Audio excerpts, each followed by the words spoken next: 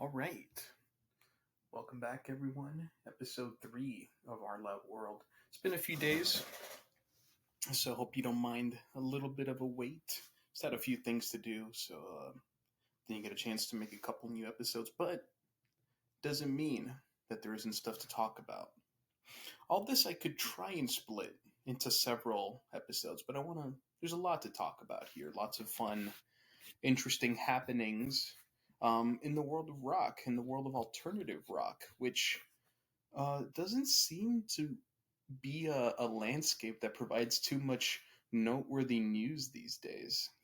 Rock, I don't have to explain it, isn't exactly in the zeitgeist in today's age, but a lot is going on in the world of alternative rock. Some interesting news today that we're going to talk about that's happened over the past few days, particularly with bands that I like. Uh, Bands I really, really like, actually. Have a few things going on that we're going to talk about, but I wanted to recap uh, semi briefly a show I recently checked out. Uh, a band that I have been wanting to see for so long. Kind of a bucket list band, if you will. Finally got to see them. Queens of the Stone Age. I have a tattoo of Queens of the Stone Age on my thigh. So you know that I was going to go to that. I had bought tickets ages ago. And at last, I was finally able to check them out because Queens of the Stone Age tend to be a band that tour when there's an album out, which most bands, most large bands tend to do that. Um, they're not really touring if there isn't uh, a new album out. So since their last record prior to In Times New Roman was Villains back in 2017, all was kind of quiet on the Queens of the Stone Age touring front for a good time. And so I finally got to see them. And it was everything I wanted it to be. It was, it, they, I knew it was going to be a good time, but I didn't expect it to be such a good time in the way that it ended up being. It was a sleazy time, I'm going to call it. I'm going to call it a sleazy time. The band played for the most part. Uh, I'm not going to say it was a hits heavy set list, but they did, of course, play No One Knows. In fact, they opened with No One Knows, which was incredible. Go with the Flow is always going to be not the closer, but usually in the encore. But they played stuff from Villains, they played stuff from Like Clockwork, Lullabies to Paralyze, tons of stuff. It was a very varied set, which I liked. But to bring it back to what I said about it being a sleazy time, what do I mean by that? I mean Josh's stage presence, man. When you watch Queens of the Stone Age, you're not watching a polished, uh, super prepped set where everything is kind of thought down to every breath, every syllable is like thought out and meticulously rehearsed. Not John. Josh is very off the cuff. Josh is a very spontaneous frontman, and in every single way of the word, he delivers on being spontaneous. His crowd work is unlike any other. The dude's smoking and drinking upstage. So is everybody, honestly, and they play so great that it's like an atmosphere. They bring. It feels like they're playing in a bar. It feels like a bar show, except at the Hard Rock Hotel, which I think is like 7,000 seater. It felt like a bar show, and it's hard to really explain that sort of thing. But it was just a sleazy, sweaty, smoky, drinky time, you know. which is kind of what I would hope it to be for Queens of the Stone Age at this point in their career, because they're not. I'm not going to say that they're headlining, huge festivals or anything, but they're keeping it fresh. They're keeping it fun. They're keeping it memorable at their shows, and that's what I hope to just get from them for all time. These types of mid-sized venues are awesome for them because they provided that feel, that bar-like atmosphere. All it all it basically needed was like a bartender shouting, "Everyone, come redeem your drink tickets." That's all it needed, just a loud bartender, and it would have been complete. So that's my thought on the show. It was an incredible show, and a fun, cool thing afterwards is that I got to meet um not a member of the band, but I met Matt Sweeney after the show. For those who don't know Matt Sweeney, a very accomplished studio musician who's played on so many projects that you probably didn't even know that he was on. But for me, my favorite project of his was the semi short lived Billy Corgan band that he formed after the first breakup of the Smashing Pumpkins, that band being Zwan, who were definitely a supergroup. They featured Billy Corgan, Jimmy Chamberlin, Matt Sweeney, and Paslin Chanton, who was the bassist for Perfect Circle. He's just been in so many cool projects. One that many will also remember is he played most recently on Run the Jewels, RTJ4, which was their most recent record from 2020. Really fun guitar work on that. Him and Josh Homme actually played on that. And we talked about that briefly. Really, really cool guy. It was, again, unexpected to see him there because he's not in Queens of the Stone Age, but he is a frequent collaborator with Josh. I know they're buddies. So that was, while unexpected is, I guess, wasn't out of the realm of possibility. Super nice guy. He asked me where I'm from, and anytime I'm asked where I'm from, I'm always going to give a fun response. I always say, "Oh, a small little town just south of here. It's coming up. It's called Miami." He thought that was funny and asked uh, if I had ever gone to any shows at Churchill's. And I feel like such a fraud because, I feel like I'm a big supporter of Miami's and South Florida's scene, but I never got to go see a show at what feels like this mythical place that's Churchill's. Maybe because I was just too young. Churchill's has been closed for a few years now, and I really didn't start to discover local groups and local shows and going to club shows really till about 2019 when I first went to the Ground, which I would call a small venue. And I said, no, I'm too young. I never got to check it out. But he said he'd gone a bunch of shows there. Really cool dude. Really cool. I'm sure he wasn't expecting to be recognized. Um, but super cool. He's a great guitar player. He has a series on YouTube, Guitar Moves, with Matt Sweeney. Excellent stuff. That was a great show. Uh, kind of having to do with Queens of the Stone Age, a little bit. Jane's Addiction. What does that have to do with Queens of the Stone Age? You will see.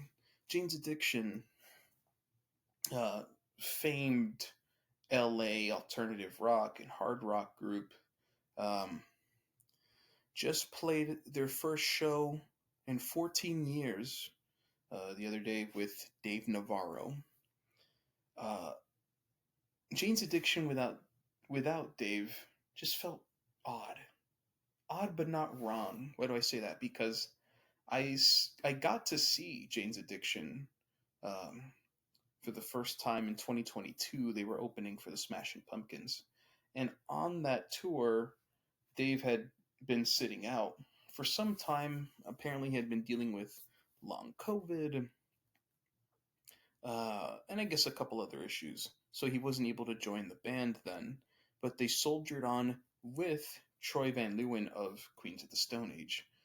And while not Dave Navarro, man, having Troy Van Leeuwen in your band, filling in for anybody, is such a right choice. Is so good. That is great. I think from having watched interviews with Troy and other times he's talked about his influences and some of his favorite bands, I do believe he has mentioned Jane's Addiction a lot before. So he just made a lot of sense. You know, of course, it wasn't going to be forever because you need Dave Navarro in Jane's Addiction. But Troy brought a real energy, a real passion, and fire to the role that Dave brings. So it is really nice to see Dave Navarro being back, and not just being back, but being back to original form. He's still shredding. He's still bringing that dark, stoic charisma that only he can bring to Jane's Addiction while still shredding like crazy. It's a lot of fun. They are teasing a tour, a full fledged tour. That would be fun to see. The original lineup back together and touring. Uh, it'd be fun to see who they play with. I might have some guesses as to who they could choose to open for them. Because for sure, you know, after having been nominated for the Hall of Fame and having Dave back in the fold, they're not going to be though. They're it's not going to be like a co-headliner thing. I feel they're definitely going to have support for them. Uh, One of them, I think, could be High Fade, who are excellent, an excellent newer band that really do remind me of early 90s Chili Peppers, early 90s Jane's Addiction. Uh, they would be a sensible pick. Uh, they'd be an awesome pick to open for Jane's Addiction. I hope they go that way.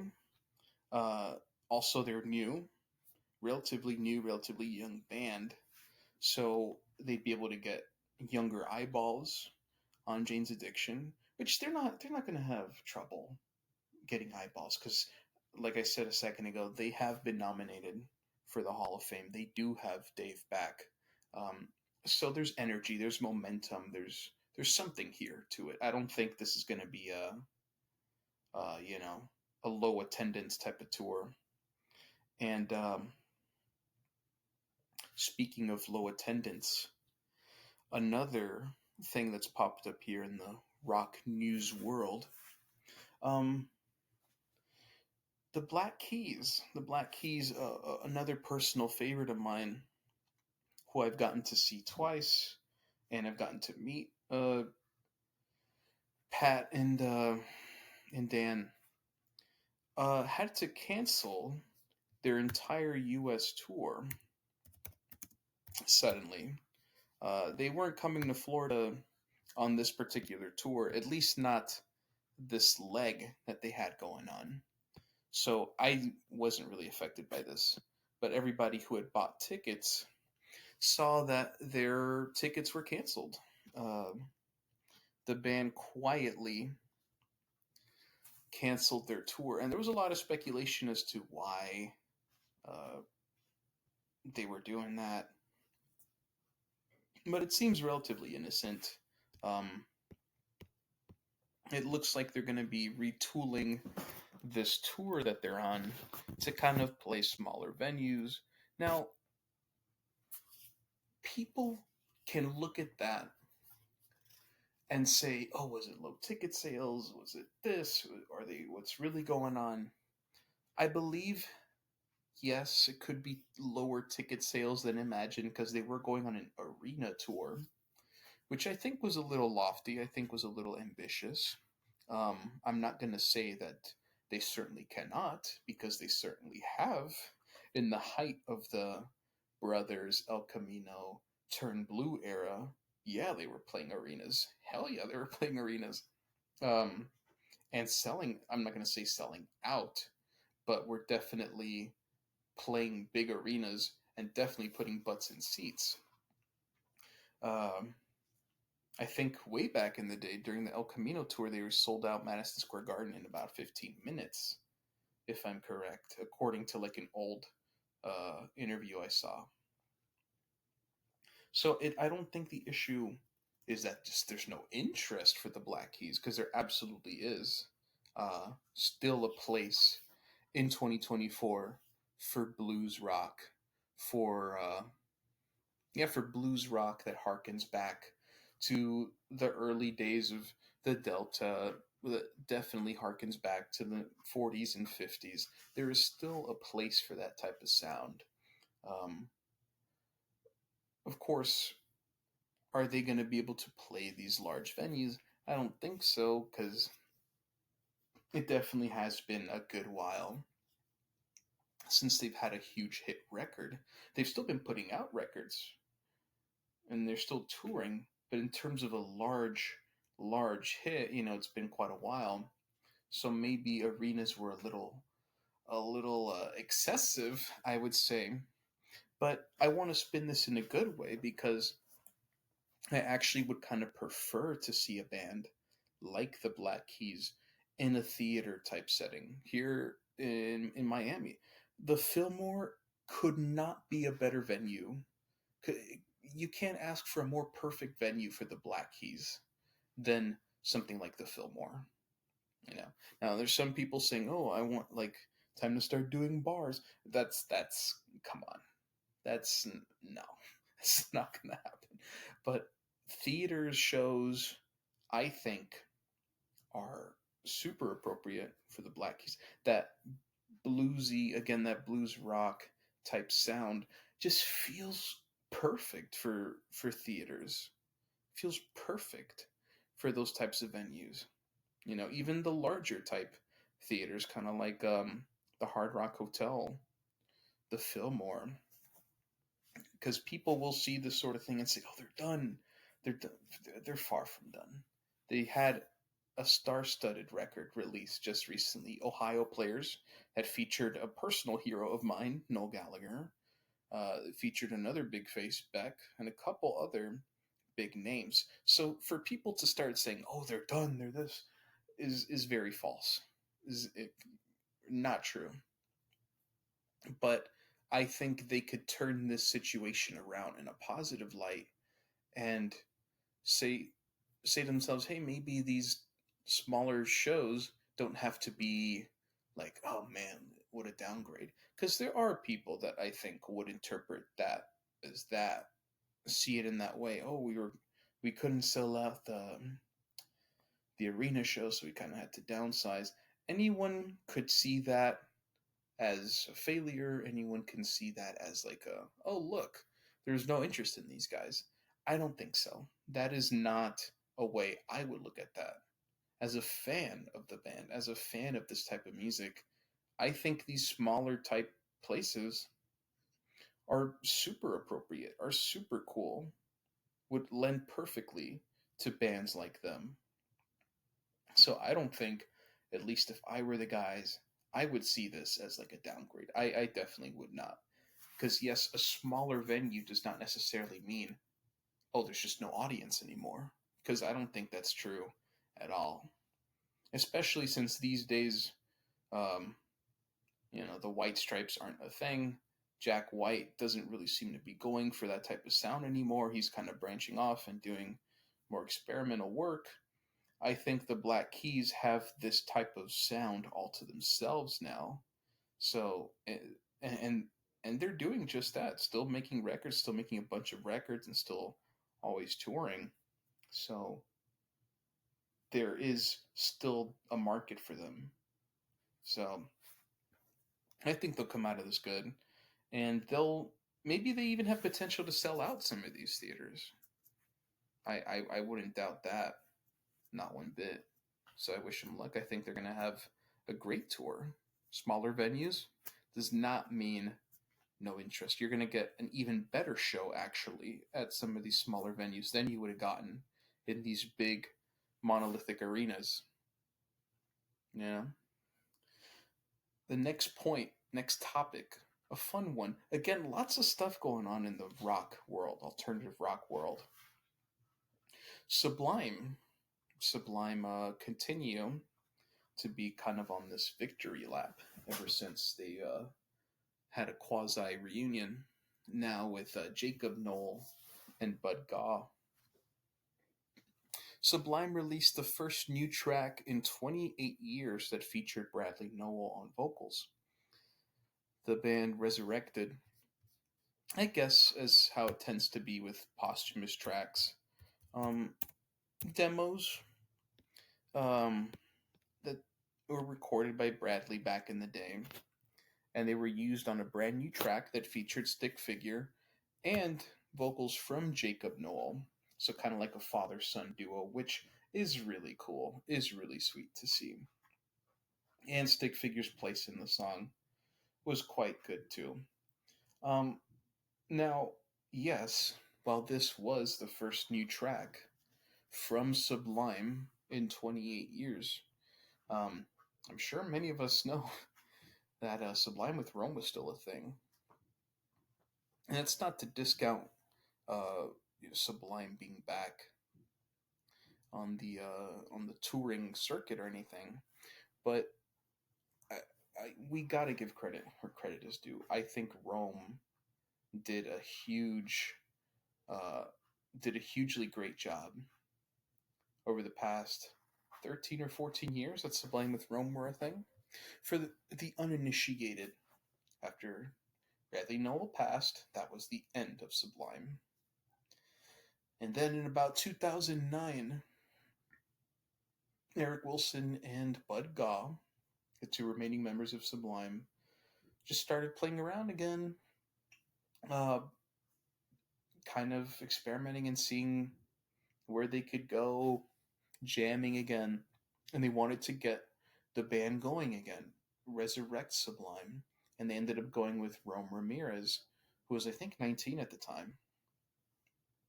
And whenever you replace, or not replace, but resurrect a band and go in a new direction that was critically celebrated and really celebrated by the fans, especially a band this huge as Sublime, there's always going to be criticism. And I think Rome did a great job.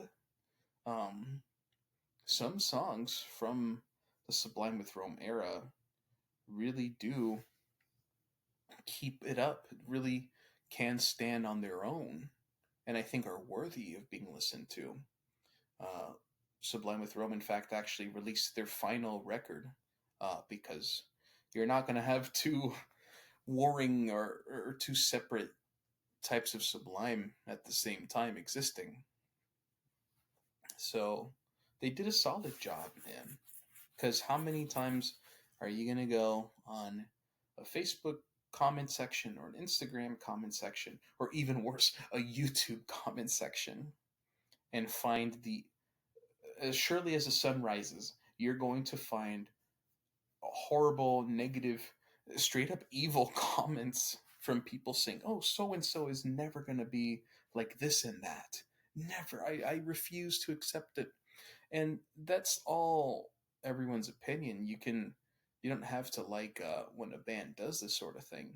But man, they did an admirable job for the time that they were around. And they helped really keep that passion alive for Sublime, especially for someone like me who I was born in 97. So I never got to see Sublime, of course, because the band ceased to exist in 96. So someone like me never got to see Sublime, but I got to see Sublime with Rome 3 times, and I got to get the experience and see Eric Wilson up there on stage, and Rome Ramirez really keep it going, keep it alive, you know? So I don't think that should be discounted. Now, as far as the new track that featured new vocals from Bradley, sounds great. They sound great. They sound like something that could have been on the self-titled, to be honest. And Stick Figure also sound really good. Everybody sounds great. You even get some old classic record scratches on there just for fun. I'm excited to see what Sublime cook up now. I wonder if we'll get a full. I wonder if we'll get material that's just written by Jacob and the guys Eric and Bud. I'm really curious as to see. Um, and I wouldn't blame them if they just kind of want to keep it easy and tour and kind of keep Sublime alive through those means. I'm perfectly fine with that. I'm totally fine with them kind of going like the Soundgarden route, you know. But even Soundgarden, when they got back together, made new music. So I'm really curious to see where they go from here. I'm excited. They're touring just about everywhere, and yes, there is huge demand for Sublime. There always will be. Everywhere you go, you're gonna see people with the Sublime with the Sun T-shirt, the 40 ounces to freedom shirt. So I'm really excited for where the band are going. There's renewed interest, and not just the band itself, Sublime, but renewed interest in that kind of reggae, that alternative reggae sound. You know, that's all I really kind of wanted to talk about today. Uh, there's always stuff going on, always stuff going on that I want to talk about. A bunch of shows are coming here to South Florida. I'll be going to so many. Inflation be damned; it's not going to stop me. Um, and we'll check back in again. Episode 3 of Our Loud World Live. That is it. Good night.